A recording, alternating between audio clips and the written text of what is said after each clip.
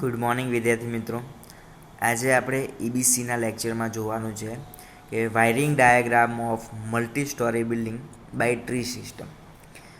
Tree system means કે એક ઝાડ છે, રાઈટ. ટ્રી એટલે ઝાડ.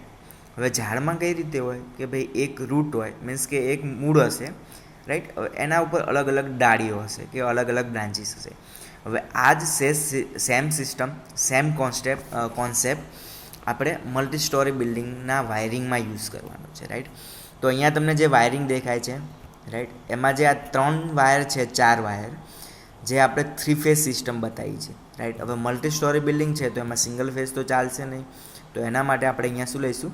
3 ફેઝ સિસ્ટમ, રાઈટ. હવે 3 ફેઝ સિસ્ટમમાં કેટલા વાયર હોય? તો કે 4 વાયર હોય. કયા કયા? આર, વાય, બી અને એન, રાઈટ, જે આપણે અહીંયા દેખાય છે, રાઈટ. હવે અહીંયાથી આપણો ઇનકમિંગ સપ્લાય આવે છે, બરાબર. તો હવે સપ્લાય આવે છે, રાઈટ. તો અહીંયા આપણે મેઇન સ્વિચ કહેવાય એને, રાઈટ. તો હવે મેઇન સ્વિચ છે તો અહીંયા આપણે શું રાખીશું? Triple pole neutral link, right. તો જે અહીંયા આપણે બતાવ્યું છે, રાઈટ, કે ભાઈ 3 ફેઝ 4 વાયર સપ્લાય સિસ્ટમ બતાવી છે, રાઈટ. હવે જે 3 ફેઝ 4 વાયર સપ્લાય સિસ્ટમ આવે છે એને રાઇઝિંગ મેઇન સિસ્ટમ કહેવાય છે, રાઈટ. હવે રાઇઝિંગ મેનમાંથી આપણી ટ્રી સિસ્ટમ ચાલુ થશે. અહીંયા સુધીની કહ્યું હતું કે ભાઈ રાઇઝિંગ મેઇન સપ્લાય, કે ભાઈ આર, વાય, બી અને એન આવી ગયો છે, રાઈટ. હવે આપણા ગ્રાઉન્ડ લેવલ અથવા તો આપણી જે મલ્ટી સ્ટોરી બિલ્ડિંગ છે, 3 માળનો ફ્લેટ છે, એમાં આપણો સપ્લાય આવી ગયો. હવે આ સપ્લાયને આપણે શું કરવાનું છે કે ભાઈ ગ્રાઉન્ડ લેવલ, ફર્સ્ટ ફ્લોર અને સેકન્ડ ફ્લોર એમાં આપણે સપ્લાય ડિસ્ટ્રીબ્યુટ કરવાનો છે, રાઈટ. તો હવે અહીંયા શું કરીશું કે ભાઈ ટ્રીમાં શું થાય કે ભાઈ એક જે થડ હશે એમાંથી અલગ અલગ બ્રાન્ચ જશે, રાઈટ. તો આપણું જે આર, વાય, બી, એન છે એ આપણું શું છે? થડ. હવે આપણે સપ્લાય લેવાનો છે તો એ શેમાંથી લેવાનો છે? તો કે આર, વાય, બી એમાંથી જ લેવાનો છે, અલગ આપણે સપ્લાય લેવાનો છે નહીં. તો જે આપણે અહીંયા બતાવ્યું છે કે ભાઈ આપણું શું છે, આ જે અહીંયા દેખાય છે આપણે સર્કિટમાં, તો આપણું શું છે? ગ્રાઉન્ડ ફ્લોર છે, રાઈટ. તો આપણે સપ્લાય ક્યાંથી લઈ લીધો? ડાયરેક્ટ ગ્રાઉન્ડ ફ્લોરમાંથી લઈ લીધો, બરાબર. હવે આર, વાય, બી, એન કે ભાઈ આપણા જોડે કેટલા ફેઝ છે? 3 ફેઝ અને 1 ન્યુટ્રલ છે. તો હવે ગ્રાઉન્ડ ફ્લોર છે, આપણે ઘરમાં સપ્લાય આપવાનો છે, તો એમાં તો સિંગલ ફેઝ સિસ્ટમ જોશે, રાઈટ. તો હવે આપણે શું કર્યું કે ભાઈ આ 3 ફેઝ સિસ્ટમમાંથી આપણે કોઈ બી એક ફેઝમાંથી આપણે સપ્લાય લઈ લઈશું, પ્લસ આપણે શું લઈ લઈશું? ન્યુટ્રલ લઈ લઈશું. તો જે આપણે આ ફિગરમાં દેખાય છે કે ભાઈ આપણે ફેઝ લઈ લીધો અને શું લઈ લીધો? Neutral, right. હવે આપણે ગ્રાઉન્ડ ફ્લોરમાં ફેઝ ન્યુટ્રલ આવી ગયું, રાઈટ. હવે ગ્રાઉન્ડ ફ્લોરમાંથી આગળ આપણે સબ સર્કિટમાં કે સબ બોર્ડમાં મોકલવાનું છે. હવે ગ્રાઉન્ડ ફ્લોરમાં આપણે મોકલતા પહેલાં આપણે ત્યાં શું રાખી દઈશું? એમસીબી રાખી દઈશું, રાઈટ. તો આપણે જે દેખાય છે એ આપણી શું છે? એમસીબી એટલે કે સબ મેન ગ્રાઉન્ડ, સબ મેન ફ્લોર અથવા તો સબ મેન બોર્ડ. આપણું આ શું છે? સબ મેન બોર્ડ છે. એમાંથી પાછું આપણે કેવું જઈશું? પાછું બીજું સબ મેન બોર્ડ બનાવીશું, બરાબર, જે ગ્રાઉન્ડ ફ્લોરમાં વર્ક કરશે. અને અહીંયાથી આપણું જે બી ઇક્વિપમેન્ટ ગ્રાઉન્ડ ફ્લોરમાં ચલાવવા હશે, કે ભાઈ ગ્રાઉન્ડ ફ્લોરમાં અલગ અલગ ઇક્વિપમેન્ટ હશે, લાઇટ હશે, રાઈટ, પછી એ બધું હશે એ ગ્રાઉન્ડ ફ્લોરમાં ચાલશે, રાઈટ. એના પછી આપણે કયું આવ્યો? First floor. તો ફર્સ્ટ ફ્લોરમાં શું થશે?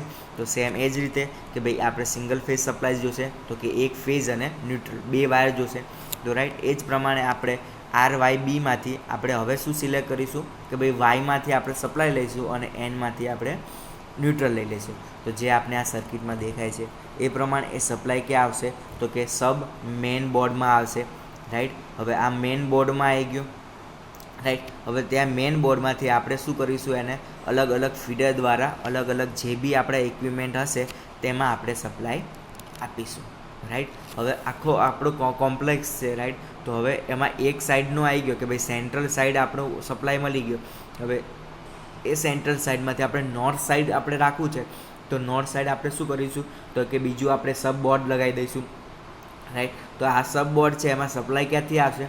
તો કે જે મેઇન આપણો બોર્ડ હતો એમાંથી જ આપણે ટ્રી સિસ્ટમ દ્વારા સપ્લાય લઈ લઈશું, રાઈટ. તો એ જ રીતે આપણું એના પછીનો છે સેકન્ડ ફ્લોર છે. તો સેમ આ જ મેથડે આપણે શું કરીશું? સિંગલ ફેઝ સપ્લાય જોશે, તો આપણું જે main rising main system board છે એમાંથી જ આપણે શું લઈ લઈશું?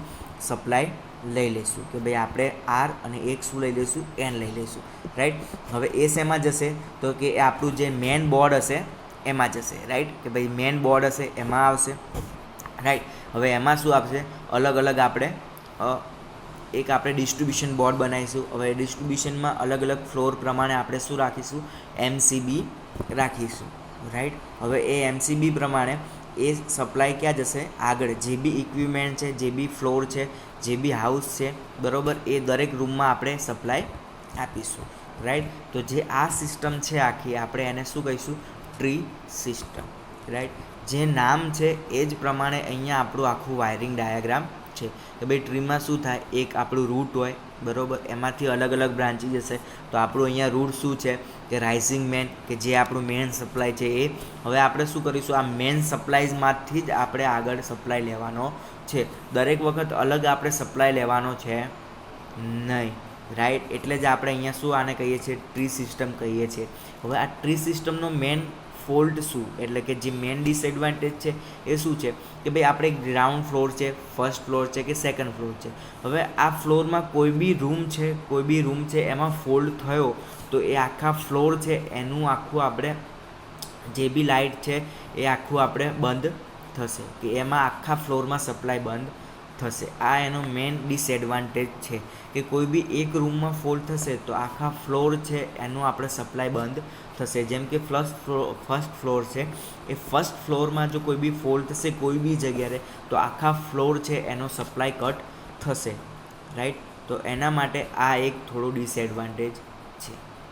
રાઈટ.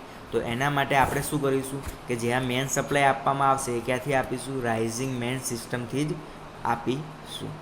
રાઈટ.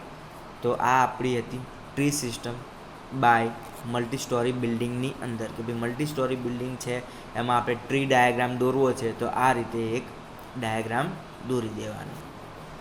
થેન્ક યુ વિદ્યાર્થી મિત્રો.